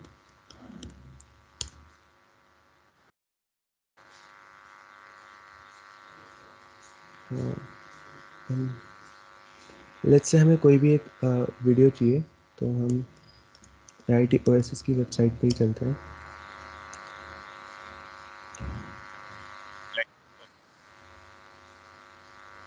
सो यहाँ पे यार शेयर ऑप्शन पे जब हम क्लिक करते हैं तो एम्बेड पे जाने के बाद you get a proper I frame tag. So using this I frame tag हम इस सेम चीज़ को अपने वेब ब्राउज़र पे भी डिस्प्ले करा सकते हैं। So just copy and paste that and यहाँ पे ये सेम चीज़ हमारी डिस्प्ले हो गई है। So this is the use of the iframe tag. So this was all about forms and other tags. Then let's come to IDN classes. So IDN classes क्या होती है यार कि तो IDN क्लासेस से क्या होता है कि ये भी एक तरह के एट्रीब्यूट होते हैं जो कि हम हर एक एलिमेंट को देते हैं। But the difference between IDN classes is कि ID is unique for each and every element. Like अगर तुम किसी एलिमेंट को एक A नाम की ID देते हो तो तुम्हें दूसरे एलिमेंट को तुम सेम ID नहीं प्रोवाइड कर सकते हो। ये चीज़ें गलत होती हैं। इंस्टेड ऑफ दैट अगर तुम्हें सेम ID दो क्लासेस को सेम फंक्शनैलिटी प्रोवाइड करनी है तो IDs की जगह we use classes. So classes क्या होते हैं कि क्लासेस हम सेम नेम दो अलग अलग एलिमेंट को दे सकते हैं। लाइक अगर हम इसमें जाएं और यहाँ पे लेट्स से इस LI की हम ID देना चाहते हैं, कुछ भी आइटम 1 दे देते हैं, तो हम ये सेम ID को दोबारा यूज़ नहीं कर सकते हैं। लाइक जो भी इस आइटम 1 की फंक्शनैलिटी होगी हम वो दूसरों में यूज़ नहीं कर सकते हैं। बट सेम चीज़ क्लास के साथ नहीं होती है। Like if you use class as item 2, तो इससे क्या होता है कि ये जो आइटम 2 है ये हम दो अलग अलग क्लासेस एक क्लास दो अलग अलग एलिमेंट को दे सकते हैं। सो ये चीज़ रीज़नेबल होती है। लाइक जब हम CSS पढ़ाएंगे तो CSS में हम क्लासेस में कुछ स्टाइल्स देंगे तो हम ये सेम सेम क्लास को मतलब सेम स्टाइल को हम दो अलग अलग एलिमेंट को दे सकते हैं. So this is the use of this class. So this is the main difference between IDs and classes. IDs are unique but classes are not. Then comes the inline and block element. So inline and block element, this is also a part of CSS, but still I'll be covering in this lecture. So inline element क्या होते हैं यार कि जो जितनी space required है सिर्फ उतना ही लेते हैं. Let's say हम यहाँ पे अपने browser पे चलते हैं और इसको हम इंस्पेक्ट करते हैं. तो इंस्पेक्ट करने के लिए we use control shift and I. तो उससे ये इंस्पेक्ट खुल जाता है. एंड यहाँ पे हम आते हैं अपने एलिमेंट्स पे.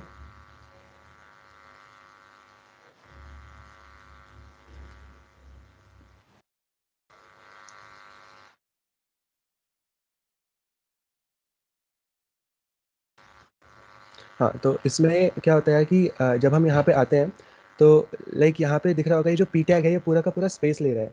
सो ये हमारा ब्लॉक एलिमेंट्स में आता है. बट कुछ टैग होते हैं जो कि उतनी ही स्पेस लेते हैं जितनी की उनकी ज़रूरत होती है. लाइक इसको हम देखेंगे. सो इसने इतना ही स्पेस लिया जितना इसकी ज़रूरत थी. So all these elements are inline element and the element जो कि पूरी स्पेस ले लेते हैं उन्हें ब्लॉक एलिमेंट कहते हैं. So this is the difference between inline and block element. Then after that there are many other inline elements. So ये सारी चीज़ें पीपीटी में तुम्हें मिल जाएंगी कि ये सारे इनलाइन एलिमेंट होते हैं और तुम्हें इन सबको याद करने की ज़रूरत नहीं होती.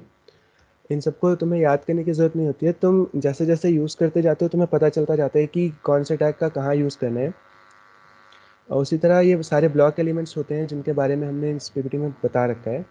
So this was all about HTML यार. किसी को कोई डाउट्स वगैरह हैं तो तुम बता सकते हो.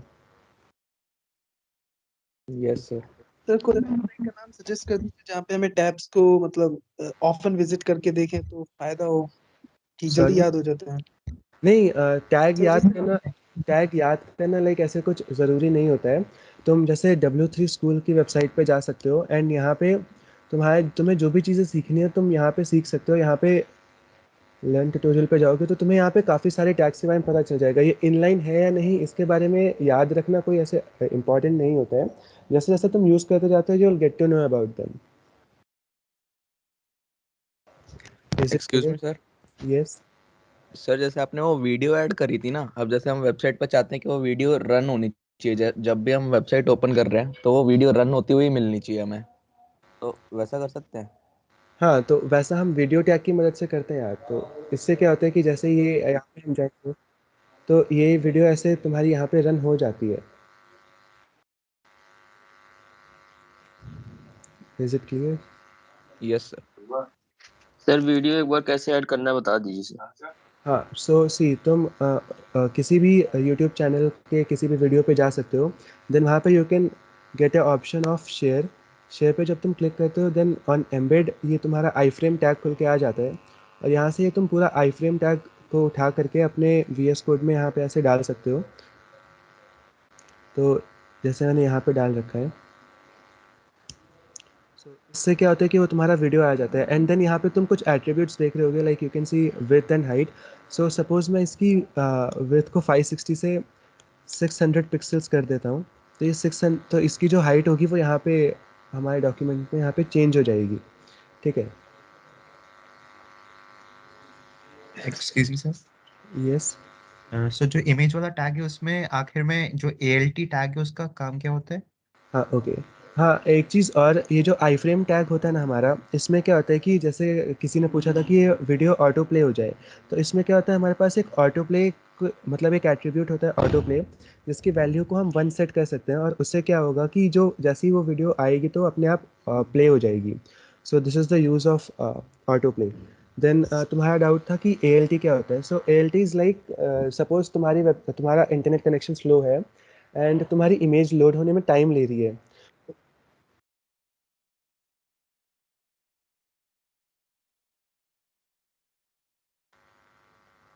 सर आप म्यूट हो.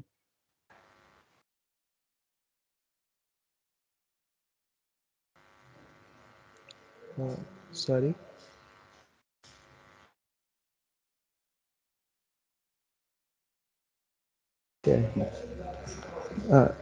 So as you can see, this is being auto played, जो कि हमने ऑटो प्ले टैग के बारे में बताया था.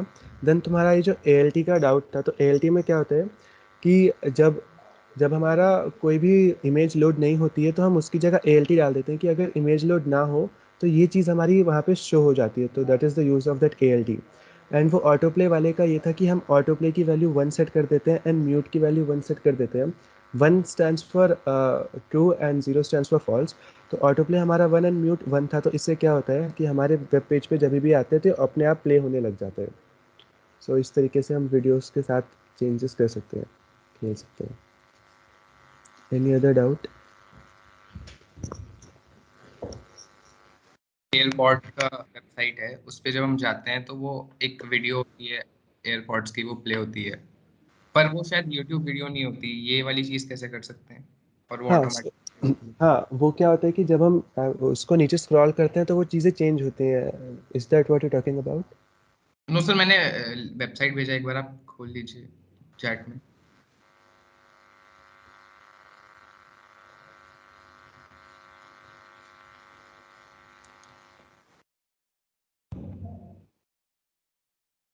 ओके हाँ, सो ये चीज़ें भी एक तरह से जावास्क्रिप्ट की मदद से डाली जाती है. ऑल्सो ये जो इमेज है, वीडियो है, ये इस पूरे डिव के, ये जो डिव होता है, अब डिव क्या होता है मैं उसके बारे में भी बताता हूँ.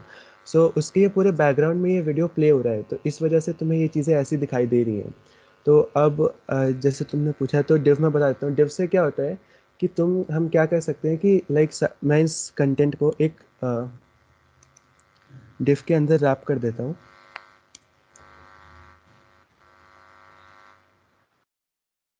इस पूरे फॉर्म को जब हमने डिव के अंदर रैप कर दिया तो इससे क्या होगा, लेट्स से मैं इसको यहाँ पे कुछ एक क्लास दे देता हूँ कि इसकी जो क्लास है वो है हमारी BG रेड. तो इससे क्या होगा कि जब मैं अपने CSS से जब तुम्हें पढ़ाया जाएगा तो जब हम क्लासेस में इसका बैकग्राउंड कलर रेड देंगे तो क्या होगा कि ये जो पूरा ग्रुप होगा फॉर्म का, क्या हो गया?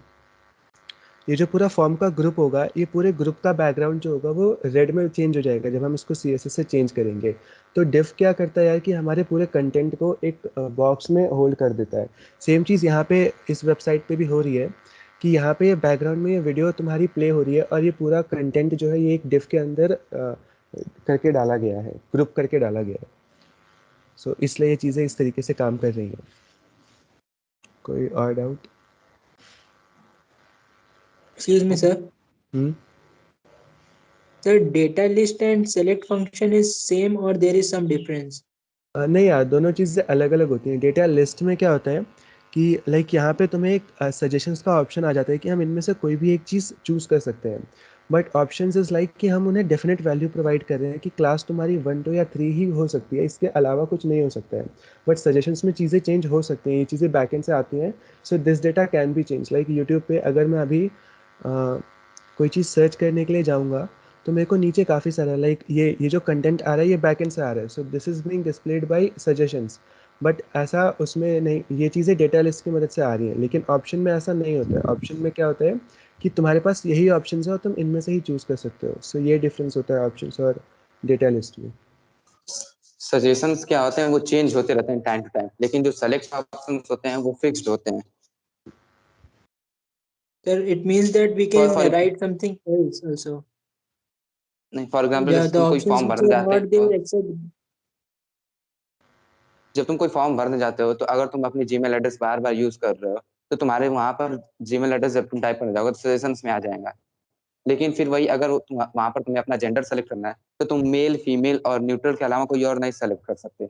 जेंडर में हम सेलेक्ट ऑप्शन यूज करेंगे क्योंकि इन तीनों के अलावा कोई और नहीं हो सकता. और सजेशंस में कुछ भी आ सकता है. जीमेल में मेरा हो सकता है, तुम्हारा हो सकता है, या किसी और आदमी का हो सकता है. Okay, sir. Thank you. Any other doubts?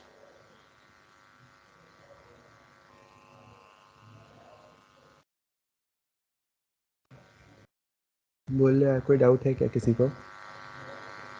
Sir उधर मेरा लाइव स्ट्रीम पे नहीं जा रहा है और कुछ और भी डाउनलोड करना पड़ता है क्या लाइव स्ट्रीम जाने के लिए? नहीं यार, सी क्या एक्चुअली लाइव स्ट्रीम जो लाइव सर्वर होता है वो तभी काम करता है जब हम किसी फोल्डर के अंदर काम कर रहे होते हैं. अगर तुमने सिर्फ VS कोड में अपनी फाइल ओपन की है तो लाइव सर्वर काम नहीं करेगा. लाइव सर्वर काम करने के लिए पहले तुम एक फोल्डर बनाओ, उस फोल्डर को VS कोड में ओपन करो, देन उसके अंदर फाइल बनाकर काम करना शुरू करो, तब लाइव सर्वर काम करेगा।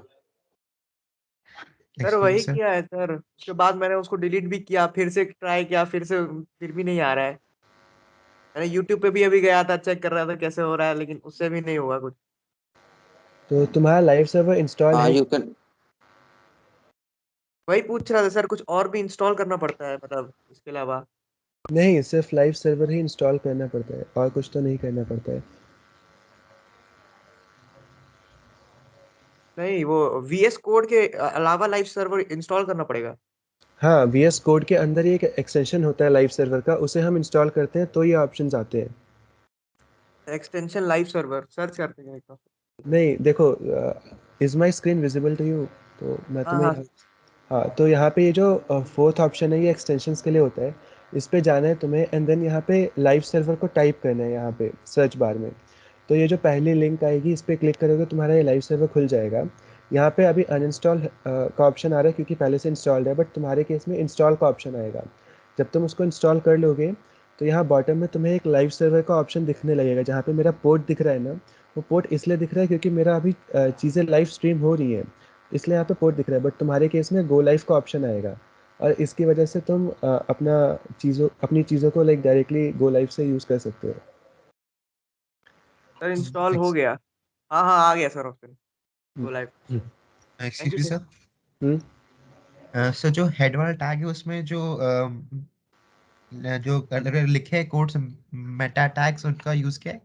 मेटा सी इस मेटा टैग का यूज़ क्या होता है, ये कैश सेट होता है। इसमें क्या होता है, जैसे हमने यहाँ पे कितने सारे कैरेक्टर्स का यूज़ किया है, साथ में हम सारे नंबर्स का भी यूज़ कर लेते हैं, उसके साथ हम exclamation mark, @ hashtag and in सारी चीज़ों का भी यूज़ कर सकते हैं, सारे कैरेक्टर्स का।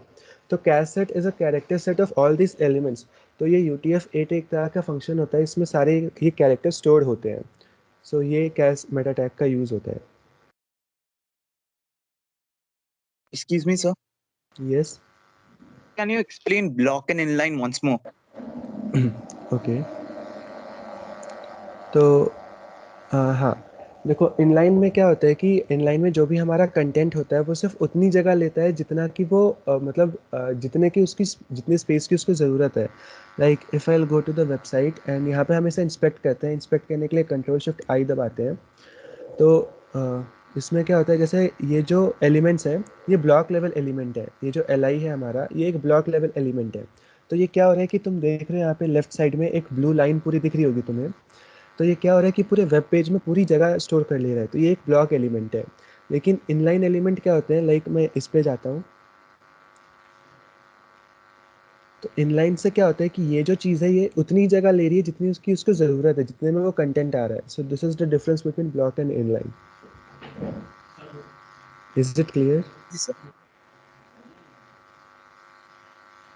Any other doubts? We still have 30 minutes left.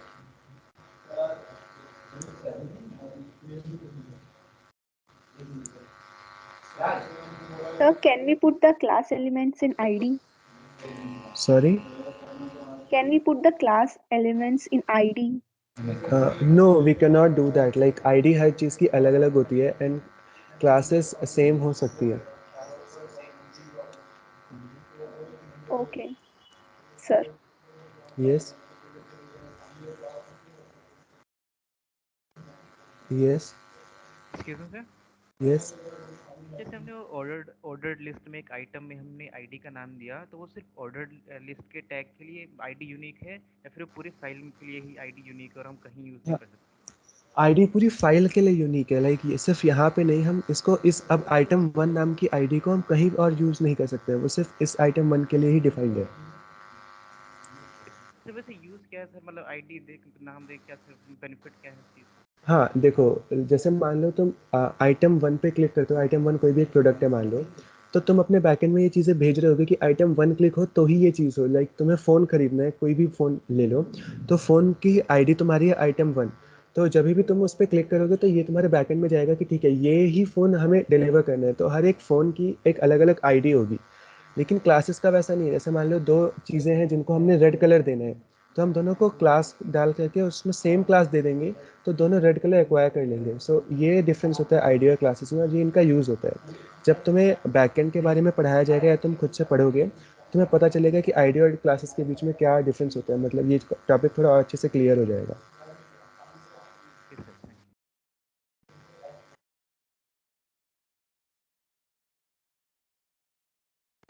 Any other doubts? Excuse me sir. Yes. Sir हमने जो भी टेबल बनाया था तो सर उस टेबल की इन केस हमें पोजीशंस चेंज करनी हो, मतलब वो एक कॉर्नर में था तो हमें उसे मिडल में रखना था अपने वेब पेज के, तो वो सब हम कैसे कर सकते हैं? हाँ, ये सारी मतलब चीज़ें हम कोई भी पोजीशंस एंड ऑल, बाकी ये सब Like- चीजें हम कैसे करेंगे? लाइक इन सारी चीज़ों को हमें सेंटर में लेके आना है, लेट अस अज्यूम। तो ये चीज़ें Okay. जो होती हैं ये स्टाइल शीट की मदद से हम करते हैं। लाइक ये क्या है, हमारा एक वेबसाइट का खाली बेसिक स्केलेटन प्रोवाइड कर रहा है कि हमारी वेबसाइट में ये कंटेंट इस तरीके से डिस्प्ले हो रहा है। इसलिए हमें ये नहीं बताएगा कौन सी चीज़ कहाँ होगी। ये सारी चीज़ें एक के नीचे एक अपने आप अलाइन होती रहेंगी। पर जैसा आपको चाहिए कि ये चीज़ें हमारी सेंटर में आ जाए, तो इन चीज़ों को अचीव करने के लिए हम CSS का यूज़ करते हैं, जो कि हम तुम्हें आगे के लेक्चर्स में समझाते जाएंगे कि CSS को मतलब किस तरीके से हम यूज़ करके इसको सेंटर में ला सकते हैं। Okay sir, thank you.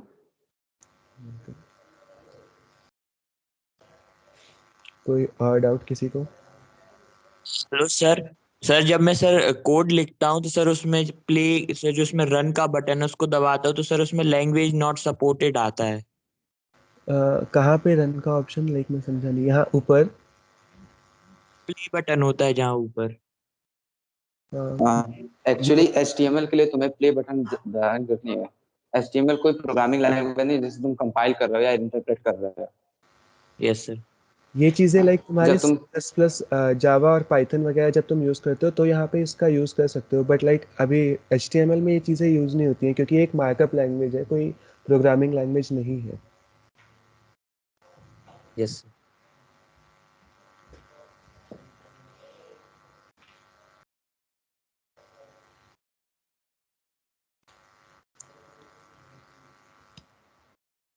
Hello sir. Yes. Sir ये मुझे गो लाइव का ऑप्शन नहीं आ रहा, मैंने सर एक्सटेंशन डाउनलोड किया फिर। हाँ, तो अगर ऑप्शन नहीं आ रहा है तो लाइक उसे तुम वापस अपने VS कोड को बंद कर सकते हो एंड वापस उसे खोलोगे तो ये ऑप्शन आने लग जाएगा। ओके सर, एक मिनट।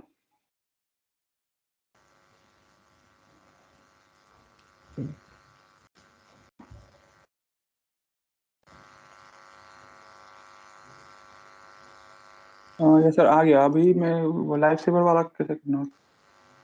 आ रहा है ना लाइव सर्वर का ऑप्शन? सर ये एक ऑप्शन है, live reload is not possible without body और हेड टैग। स्क्रीनशॉट देख सकते हो क्या तुम? Okay sir. सर वो पॉपअप था वो गायब हो गया। हाँ, तो चले फिर तो गो लाइव पे तुम क्लिक करोगे तो ये तुम्हारा आ जाएगा उस पर। हाँ सर, ये वहाँ पे कुछ पोर्ट आ गया। हाँ, तो पोर्ट आ गया ना, तो ये पोर्ट से क्या होता है, तुम्हारा लाइव सर्वर बंद हो जाता है अगर तुम इस पर क्लिक करोगे तो।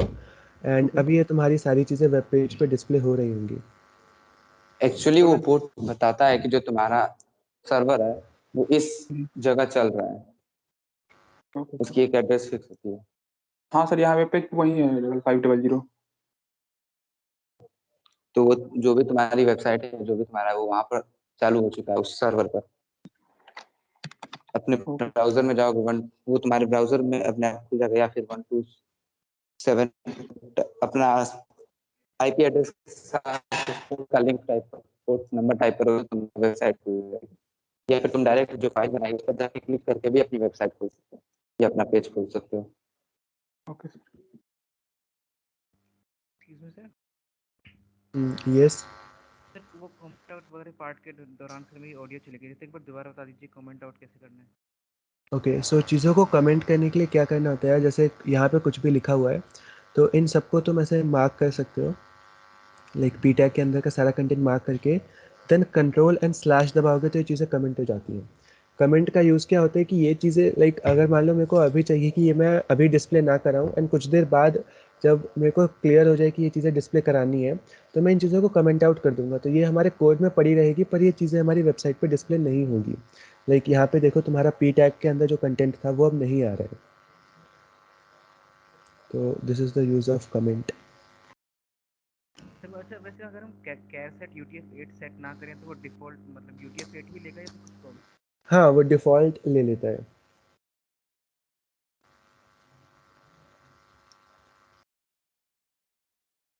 कोई और डाउट? ओके, एक चीज़ और मैंने मिस कर दी थी, तो वो मैं बता देता हूँ। लाइक एक डिटेल टैग भी होता है, तो इससे क्या होता है कि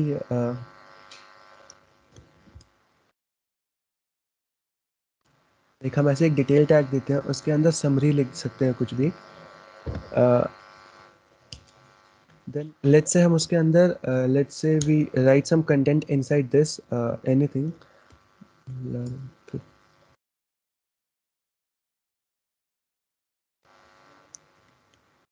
So this what is the use of this detail tag is uh, so here you can see this option. So इस पे whenever you'll click, so you will get the data being displayed beneath it. So this is the use of this detail tag. Then summary में हम कुछ भी content डाल सकते हैं, like let's say this is a spoiler of something. So यहाँ पे वो लिख के आ जाता है, and यहाँ पे whenever you'll click on this, you will get the content being displayed on the website. So this is the use of the spoiler tag. किसी का And कोई so no, these are also just few of the many tags of HTML. So you can get the all HTML tag की list on this site website. Wait, let me put the link in this chat. तो यहाँ पे जब तुम लोग जाओगे, so you can see हर एक कौन सा टैग होता है and उसके description in a very brief manner कि उस टैग का इस्तेमाल क्या है. So these are like कि you can use like अगर तुम कुछ लोगों का डाउट्स होगा कि why should we use paragraph tag instead of H3 or H6, we can if we or can use H6, then why we should use paragraph tag, or if we can just style the HTML using CSS and JavaScript in a table manner, so why do we use the table format in HTML? So that many doubts. So these things are used because of the SEO purpose, that is search engine optimization. कि the search engine optimization उनके जो crawler होते हैं, they crawl your website, so they must understand that in what manner the data is presented, because you can see in the front end ki how the data is shown, but the crawler they just read the code and guess कि किस वे में वो data show करना है, and then they decide कि कौन सा हमें गूगल पेज पे शो करना है आगे and कौन सा डेटा हमें नहीं देखना, because some divisions are like कि जो कि for these are for deaf peoples, नहीं sorry I misuse the word, for blind people. तो उनके अंदर क्या होता है ना कि जो मेन कंटेंट नहीं होता ना, तुम उनके अंदर एक अलग से डिव यूज करते हो और एक अलग से एट्रीब्यूट्स भी होते हैं, जिनकी वजह से जो ब्लाइंड ब्लाइंड पीपल जो होते हैं वो स्पीच टू टेक्स्ट यूज करते हैं ताकि उनको सुनाई दे सके, क्योंकि वो देख नहीं सकते. सो उनके लिए वो कंटेंट जो उनके काम का नहीं होता वो उनके लिए वो स्किप कर देता है. बहुत सारे टैग्स होते हैं, बहुत सारे एट्रीब्यूट्स होते हैं HTML में. दीज आर फॉर कि सर्च इंजन ऑप्टिमाइजेशन अच्छा हो सके, यूजर को बहुत अच्छा एक्सपीरियंस मिल सके, उसको सारी इंफॉर्मेशन टू द पॉइंट मिले, एंड लोडिंग पर्पस जो टेबल होती हैं उनका लोड टाइम थोड़ा कम होता है इन केस, मतलब as compare to div and other thing, मतलब इतना कम भी नहीं होता एज कंपेयर करें तो कि वो हमको लगेगा कि बहुत पास हो रहा है, लेकिन जो सर्च इंजन होते हैं वो उनके लिए वो टाइम मैटर करता है, बिकॉज जब तुम अभी HTML CSS पे पर्सनल प्रोजेक्ट्स पे वर्क करते हो तो वो इतना मैटर नहीं करता है, लेकिन जब तुम बड़े प्रोजेक्ट्स बनाते हो, जब तुम करियर में आगे जाते हो, तब सर्च इंजन ऑप्टिमाइजेशन मैटर करेगा कि तुम्हारा प्रोडक्ट यूजर्स तक कितना अच्छे से पहुंच पा रहा है. तो वहाँ पे तुम्हें ये टैग्स और इन सब की वजह से हेल्प मिलती है कि गूगल जो अपना इंडेक्सिंग करता है चीज़ों का वो इनकी मदद से करता है. और इसके अलावा जो हेड के अंदर भी स्टार्टिंग में बताया था, हेड के अंदर जो मेटा टैग्स होते हैं, टाइटल टैग होता है, लिंक टैग होते हैं, वो भी इसीलिए यूज किए जाते हैं कि जो सर्च इंजन है, जो हेड के अंदर जो चीजें आती हैं वो तो सर्च इंजन के लिए ही होती हैं. लाइक शिवांशु हमने बताया था ना मेटा टैग्स उनके बारे में. यस सर, वो चीज़ें कवर की थी. हाँ, मेटा टैग्स में बहुत सारी चीज़ें होती हैं, लाइक तुम्हारा आइकन होता है कि तुम्हारा आइकन कौन सा शो होना चाहिए जब तुम क्रोम के अंदर अपना प्रोडक्ट खोलोगे, तो टाइटल शो होता है. देन उनके अंदर मेटा टैग्स के अंदर कीवर्ड्स होते हैं कि अगर कोई सर्च करता है उन कीवर्ड्स को तो तुम्हारी वेबसाइट आनी चाहिए.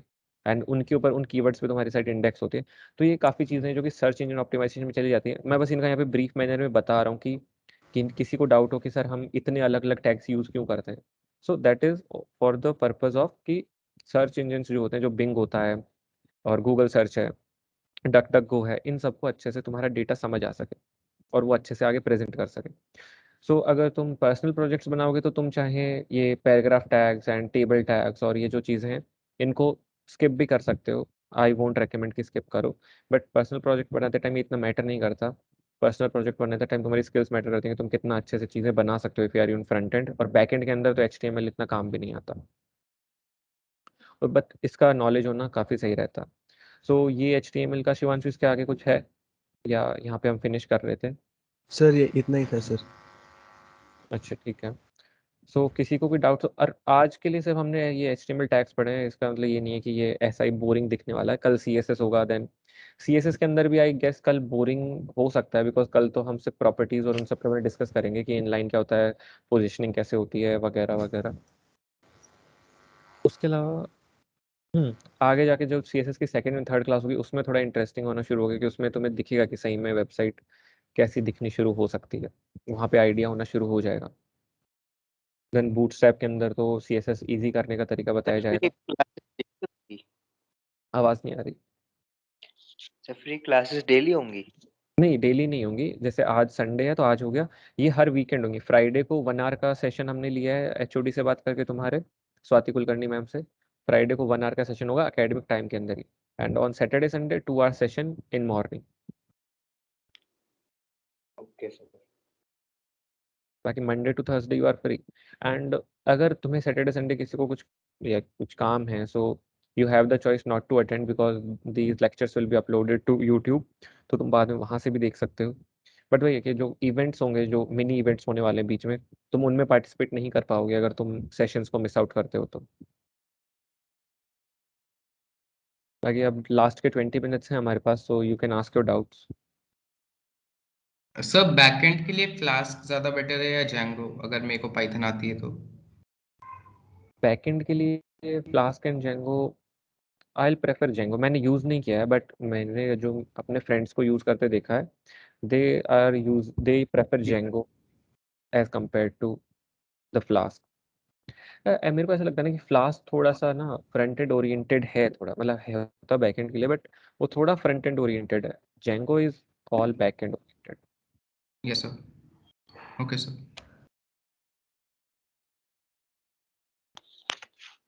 सर आप यूट्यूब पे कौन से चैनल पे अपलोड करते हो? AIT OSS? हाँ, AIT OSS का चैनल है, एंड साथ में अभी लिंक डाला था विदुषी ने चैट में। इट्स अ चैनल, तुम you can just search AIT OSS and you will get the first channel of our club. कल का अपलोड तो नहीं आना शायद, अभी जो हाँ, लेटेस्ट गिटहब का अपलोड एंड HTML का अपलोड आज आ जाएगा। लेकिन इसमें है ना चैट्स में, टीम्स में? टीम्स के अंदर भी रिकॉर्डिंग होती है। बाकी मैं शिवांश, लेकिन रिकॉर्डिंग बंद कर सकते हो तुम लोग अभी, अभी तो डाउट सेशंस हो गए।